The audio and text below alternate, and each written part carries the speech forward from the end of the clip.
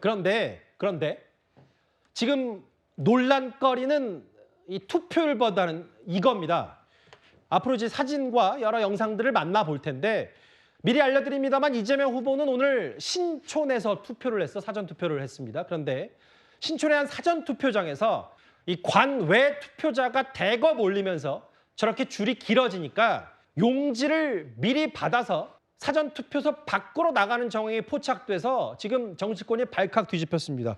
이현정 의원. 네. 좀 더 구체적인 정황을 좀 더 살펴봐야 될 것 같은데요. 네. 일단 투표지에 가시면 이제 뭐 지문 확인하고 신분증 확인하고 그러면서 투표용지를 받지 않습니까? 예. 이제 관외와 관내가 이제 구분되어 있습니다. 예. 아마 저게 관외 쪽에서 많은 분들이 몰렸던 것 같아요. 예. 그러니까 신분증하고 확인하는 거, 그다음 투표용지 나눠주는 거는 빨리 나눠줬는데 문제는 기표소가 굉장히 이제 정체가 있어서 그 안에 다 대기를 할 수 없으니까 그거 한 분들은 밖에서 그 투표소 밖에서 대기하라고 했던 모양이에요.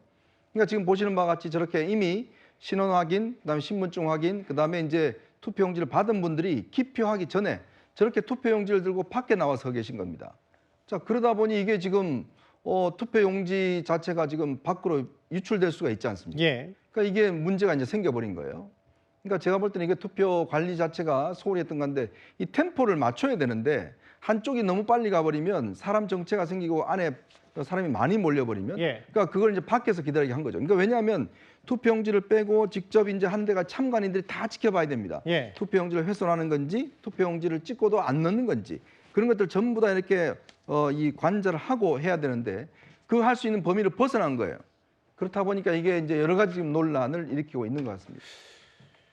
아내가 뭐 관외 투표자가 많이 몰리니까 투표소 밖에서 대기시켰고 뭐 일부 보도에 따르면 조금 더 추가 확인이 필요하겠습니다. 뭐 아예 식사까지 하고 있다는 뭐 제보도 있어서 좀 더 저희도 들여다봐야 될 텐데요. 정혁진 변호사님. 네네. 선관위는 이거 사람 인원 조절 못한 관리상 문제지 법 위반은 아니라고 일부 언론 보도에 설명을 했는데 글쎄요. 이게 참 민감한 문제이기 때문에 이런 해명으로는 될지 모르겠어요. 글쎄요, 저는 좀 그렇지는 않을 것 같다는 생각이 드는 게 예. 제가 공직선거법 봤거든요. 예. 157조 사항이 있습니다. 굉장히 좀 복잡하게 되어 있는데 예. 심플하게만 정리를 하면 선거에는 이제 투표하는 사람 말하는 겁니다. 투표 용지를 받은 후에 기표소에 들어가 기표한 후 투표함에 넣어야 한다 이렇게 돼 있어요. 그러니까 선관위는 투표용지 받은 다음에 어딜 갔다 오든 뭐 밥을 먹든 뭐 커피를 마시든 어쨌든 투표용지 받은 다음에 그 다음에 기표소에 들어가 가지고 기표한 다음에 투표함에 넣으면 된다 이런 식으로 굉장히 나이브하게 해석하는 것 같은데 투표용지 받은 사람이 어떻게 밖으로 나갔다 들어왔다 그렇게 할 수 있겠습니까? 예. 이거는 누가 봐도 이상한 것 같다는 생각이 들고요. 지난번에도 선관위가 어떤 선거를 했었습니까? 소쿠리 선거였잖아요. 그 소쿠리 선거 같은 것들은 부정 선거인지는 모르겠지만 부실 선거는 맞는 것 같은데 예. 이번에도 그러한 비난을 그러한 그 책임으로부터 자유로울 수 있을까? 선관위가 도대체 뭐 하는 그러한 기관인지 참 개탄스럽다는 생각도 듭니다. 그 선관위는 그렇게 큰 문제는 아니고 법 위반도 아니라고 설명했지만 그 사전 투표에 대한 믿음이 부족한 이들이 만약에라도 있다면 조금 더 철저하게 양쪽으로 조일 법도 한데 특정 구 신촌 동주민센터 사전 투표소에서 대거 반출 논란이 있었습니다. 특히 저 국민의힘이 많이 비판을 하던데요. 최진봉 교수님. 보니까 배현진 의원이 조금 전에 SNS에 글을 올려서 지난 대선이 이른바 소쿠리 선거로 사전투표 때 꽤 논란이 있었다면 이번에는 밥그릇 투표냐 꽤 비판을 했어요. 네, 뭐 저는 일단 이런 식으로 운영을 되는 것 자체가 문제라고 생각해요. 예. 잘못된 건 분명하고요. 물론 저게 불법 선거다 이렇게 얘기할 수는 없습니다. 뭐 왜냐하면 뭐 너무 이제 좁다 보니까 사람들이 밖으로 나온 건데 그렇다고 하면 시간을 좀 더 걸리더라도 원칙을 지켜야 한다고 생각해요. 빨리 예. 그렇게 나눠주면 안 되죠.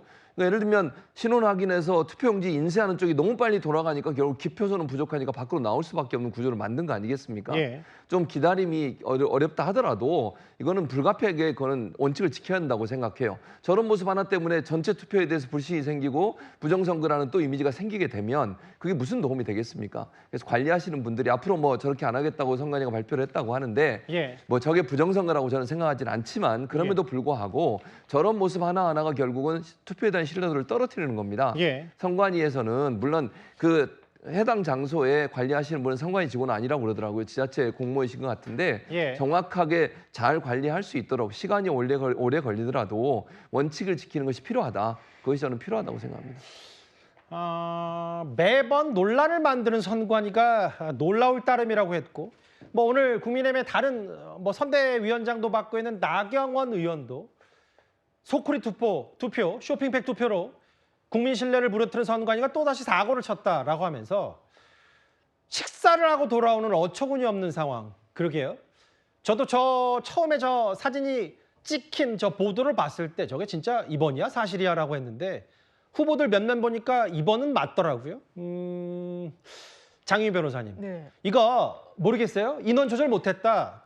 실정법 위반은 아니라는 선관위 해명 말고도 뭔가 선관위가 추가 입장은 좀 더 내놔야 될 것 같습니다. 그렇죠. 관리에 만전을 기해야 되고 최근에도 선관위가 이제 부정선거와 관련한 그 다큐 영화와 관련해서 무엇이 잘못됐는지 조목조목 반박하지 않았습니까? 예. 그런데 어쨌든 의혹을 가진 일부 이제 시민들이 계시는 게 사실이니까 더 관리에는 만전을 기해야 될 거고 선관위는 다만 그런 것 같습니다. 이제 공직선거법의 법문을 보면 이 투표 용지를 교부받은 유권자 같은 경우에는 기표소로 바로 들어가서 이제 투표를 하도록 되어 있고 이것을 뭐 외부로 이제 줄을 서 있는 과정에서 들고 있을 때 이 부분을 예. 좀 부적절하다고까지 하는 것은 이제 법률 위반은 아니다라는 해명을 하는 것 같은데 이 부분은 진영의 문제도 아니고요. 이 만전을 기해야 선관위도 조금 더 신뢰성을 회복하는 데 도움이 될 것으로 생각합니다. 그 이재명 후보가 신촌에서 대학생들과 함께 청년들과 함께 사전 투표를 했고 그 신촌의 그 특정 사전 투표장에서 이런 일이 벌어졌다. 선관위가 이에 대해서 진상조사해서 추가 입장 내면 저희 뉴스탑10 시간 안에 들어오면 바로 속보로도 만나보도록 하겠습니다. 이현정 의원. 네. 근데 오늘 보니까 물론 뭐 그 선관위도 신경을 많이 쓴다고 해서 1시간 단위로 이제 투표율을 즉각 보고하긴 했는데 일부 시민 단체들이 아예 본인들이 스스로 사전 투표를 골라서 부정선거 있나 없나 뭐 감시까지 하는 뭐 그런 일도 있었더라고요. 결국 이제 이게 뭐 워낙 부정선거에 대한 또 이제 불신들이 있다 보니까 아마 이런 일까지 이제 벌어지는 것 같습니다. 특히 이번에 선관위는 꽤 이제 부정선거 이 시비를 없애기 위해서 예. 1시간마다 투표자 수를 공개한다든지 CCTV를 24시간 공개한다든지 또 이번에 뭐 예를 들어 중국인 뭐 우는 있었지 않습니까? 그러니까 이번에 26만 명 관리자들을 전부 다 한국 국적에 있는 분들로 다 한다든지 뭐 이런 예. 식의 이제 조치들은 취했습니다. 그런 상황에서 이제 일부 시민단체 특히 이제 들이 어떤 이 사전 투표소를 이제 감시하는 뭐 그런 활동들을 지금 벌이고 있는 것인데 예. 좀 전에 우리가 이야기했던 저런 식의 이제 의혹들이 생겨버리면 저게 또 하나의 빌미를 줄 수 있는 거 아니겠습니까? 그리고 선거란 게 그렇습니다. 이게 뭐 워낙 그동안 선관위가 여러 가지로 하여튼 논란과 또 질타를 많이 받았는데 근데 이거 하나 지금 또 제대로 못한다고 그러면 이거는 뭐 선관위가 정말 존재해야 될 이유가 없는 그런 상황인 것 같습니다.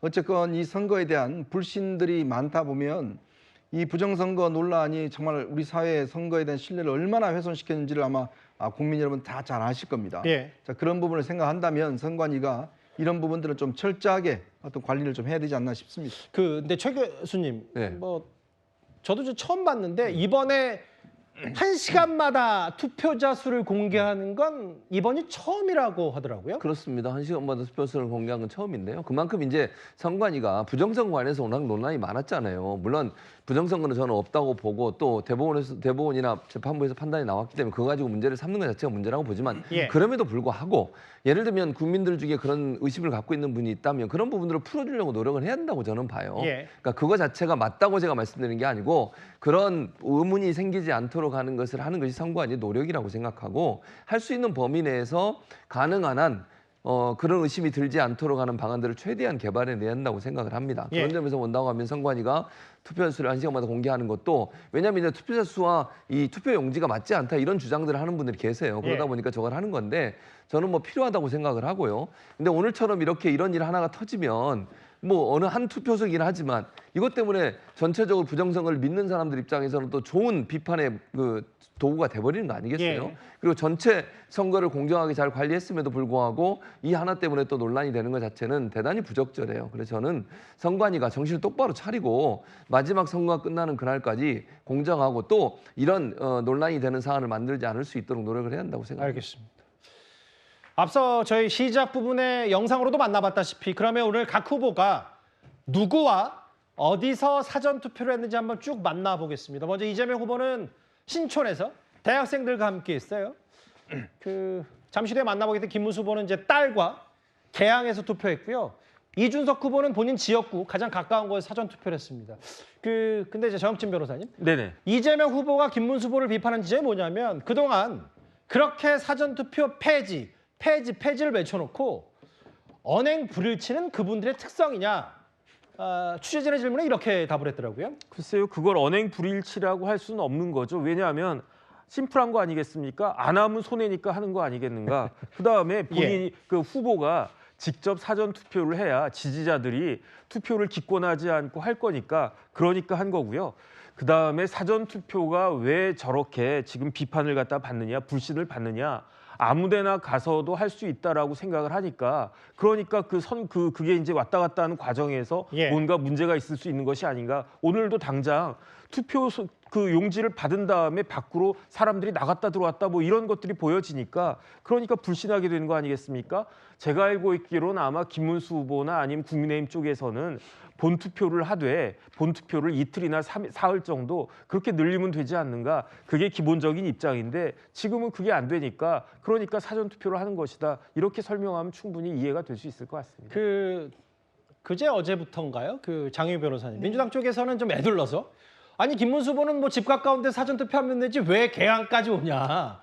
뭔가 뭐 이런저런 애둘러서 비판 목소리도 냈는데 뭐 여기 화면에는 김문수 후보의 딸 투표 장면도 있지만 인천을 갔거든요. 아예 김문수 후보가 원희룡 전 장관과 투표 함께 그러니까 어쨌든 유세도 하고 개항에서 이재명 후보와 맞붙었던 원장관과 같이 만났었더라고요. 예, 그러니까 이 부분과 관련해서 내고 싶은 메시지는 명확한 것 같습니다. 안티 이재명, 반 이재명인데 저는 개인적으로 대선 후보라면 본인의 정치적 언행을 해야 된다고 생각합니다. 본인이 만들고 싶은 대한민국이 뭔지, 누구가 대선 안 된다라는 것만으로는 국민 선택을 받기가 너무나 어렵고요.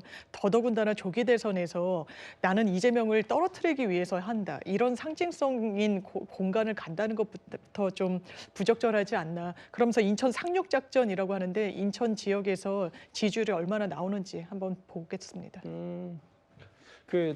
이현정 의원님, 저기 보니까 또 뭐 윤상현, 뭐 황우여, 뭐 본인들이 인천과 연고가 있는 사람들을 중심으로 해서 원희룡 전 장관은 사실 지난 총선에서 개항에 이제 이재명 후보의 도전장을 냈다가 낙선했기 때문에 그런 의미에서 반 이재명 전선의 선봉장이 되겠다.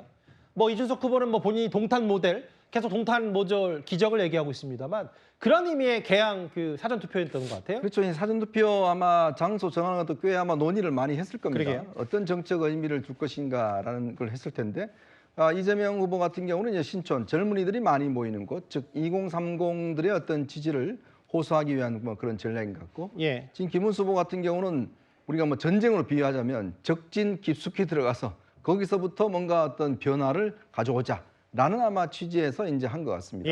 거기 또 원희룡 전 의원도 거기 이제 지역구기 때문에 아마 그런 의미에서 이제 오늘 가서 이제 이 투표 행위 자체도 반 이재명이다라는 것들을 좀 분명히 하는 그런 차원 같고, 지금 이준석 후보 같은 경우는 아무래도 본인의 지역구고 3자 구도 속에서 승리했던 동탄 모델 아마 이런 것들을 좀 강조하기 위해서 지역구에서 한 게 아닌가 싶습니다. 알겠습니다. 오늘 사전투표의 면면 그리고 있어서는 안 될 일 같은데 신촌에서 투표용지가 대거 반출됐다는 논란, 미리 선거 투표소 밖에서 용지를 받았다라는 여러 제보들이 있었기 때문에 선관위가 좀 더 구체적인 정황들을 해서 발표를 한번 거듭해야 될 것 같아요. 5위까지 만나봤습니다.